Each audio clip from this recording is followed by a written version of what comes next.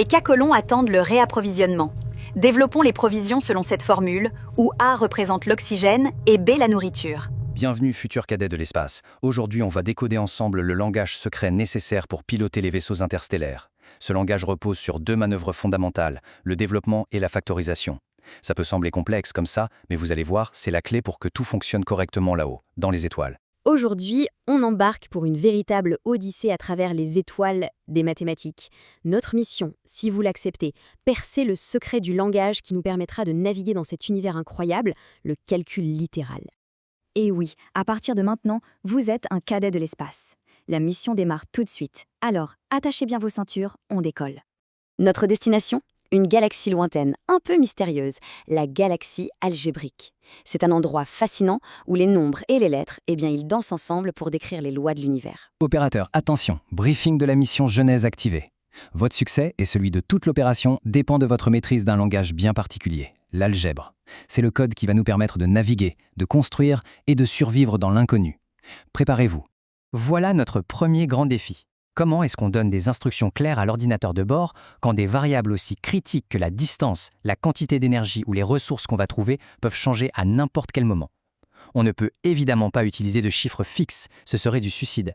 La solution, c'est donc un langage de commande qui soit flexible, dynamique. Et ce langage, c'est le calcul littéral.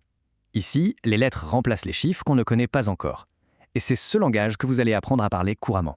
Alors concrètement, une expression littérale, c'est quoi ? Imaginez que c'est une sorte de phrase codée pour notre vaisseau.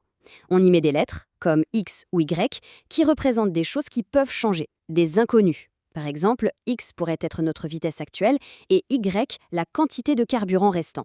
C'est vraiment le langage de base pour communiquer avec notre vaisseau. Pour que la communication soit la plus fluide possible et pour éviter toute confusion entre la lettre X et le signe de multiplication, on a des protocoles très stricts. On ne dit pas 2 fois X, on écrit directement 2X.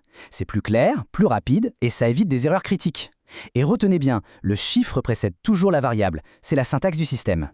Maintenant, une règle fondamentale. C'est une loi absolue à bord, que ce soit pour la gestion de l'inventaire ou pour le calcul. On ne mélange que ce qui est de même nature, c'est non négociable. Regardez, c'est très logique en fait. Si la variable X représente nos kits d'oxygène, 3 kits plus 2 kits, ça fait bien 5 kits. Par contre, si on a 3 kits d'oxygène et 2 unités de métal qu'on va appeler Y, là, on ne peut rien faire. Ce sont deux familles de ressources différentes. On ne peut pas les additionner. Essayer de forcer le calcul reviendrait à ça. Une erreur système. L'inventage garderait les ressources bien séparées. Eh bien, en algèbre, c'est la même chose.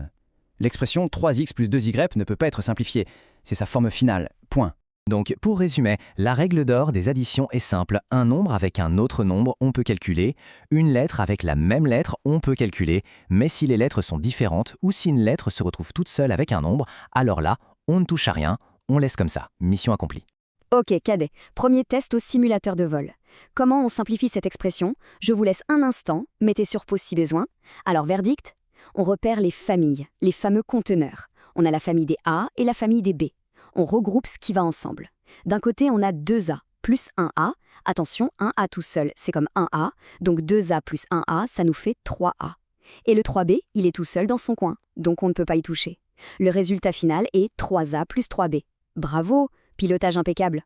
Très bien, les bases sont posées, passons à la pratique. Ce module couvre un protocole que vous utiliserez tous les jours, la distribution des ressources ou, dans notre jargon, la fonction développement. Alors, développer, pour nous, ça veut dire quoi ? C'est simple, c'est l'action de prendre un lot, un pack, et d'en distribuer le contenu. D'un point de vue mathématique, ça veut dire qu'on transforme une multiplication, un produit, en une série d'additions, une somme. Mettez-vous en situation. On a K colons. Chacun doit recevoir un pack qui contient A unités d'oxygène et B unités de nourriture. L'ordre de distribution global, c'est K fois A plus B.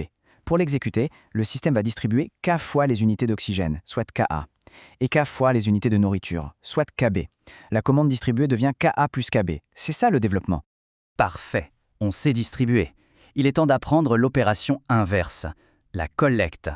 Bienvenue au module de consolidation de la récolte, qu'on appelle la fonction factorisation. Factoriser, c'est prendre tout un tas de ressources récoltées en vrac et les regrouper de la manière la plus efficace possible pour le stockage ou le transport. On part d'une somme de ressources et on la transforme en un produit, c'est-à-dire en un ensemble de lots bien standardisés. Ici, le point crucial, c'est d'identifier l'élément que toutes les piles de ressources ont en commun. Ce facteur commun, c'est la clé qui va nous permettre de créer des paquets identiques et de tout simplifier. Prenons un cas de figure. Les colons ont récolté 6x unités d'énergie et 18 unités de minéraux. Pour les renvoyer sur Terre, il faut les empaqueter. On remarque tout de suite que 18, c'est 6 fois 3.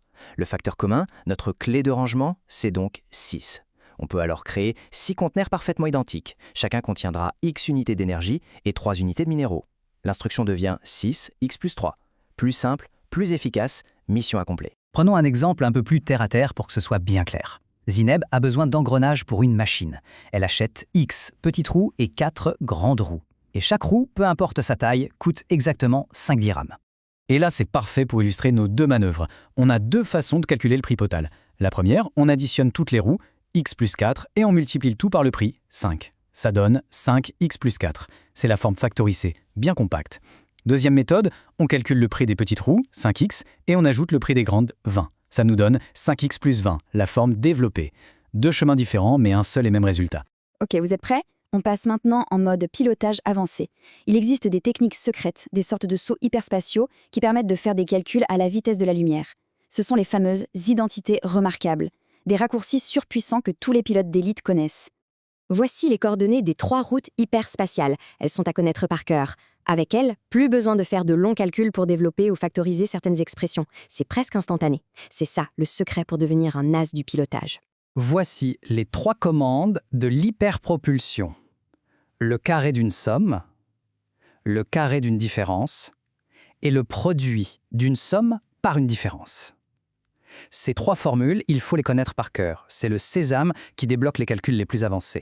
Et maintenant, la mission finale. C'est l'heure du test en conditions réelles. On va appliquer tout ce qu'on vient d'apprendre dans un scénario à haut risque, la gestion du bouclier énergétique de notre station spatiale. L'ordinateur de la station nous donne cette formule un peu étrange pour la surface du bouclier. Notre mission, c'est de l'analyser et de la décortiquer pour la simplifier au maximum. Et pour ça, on a 2 approches possibles. La première approche, c'est de développer.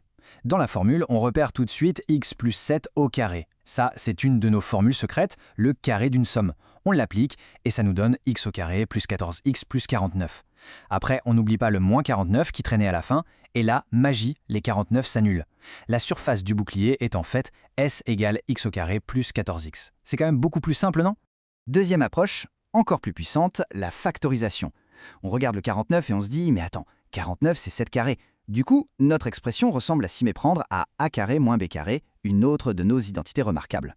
Ici, a c'est x plus 7 et b c'est 7.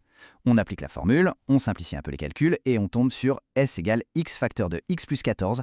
Et ça, c'est la forme produit ultra optimisée, parfaite pour les calculs de l'ordinateur. Et voilà, le bouclier est réparé, la station est sauvée. Mission accomplie, cadet. Vous voyez, le calcul littéral, ce n'est pas juste des lettres et des chiffres sur une page. C'est un peu comme le code source de l'univers, une clé qui nous permet de le comprendre et parfois même de le réparer.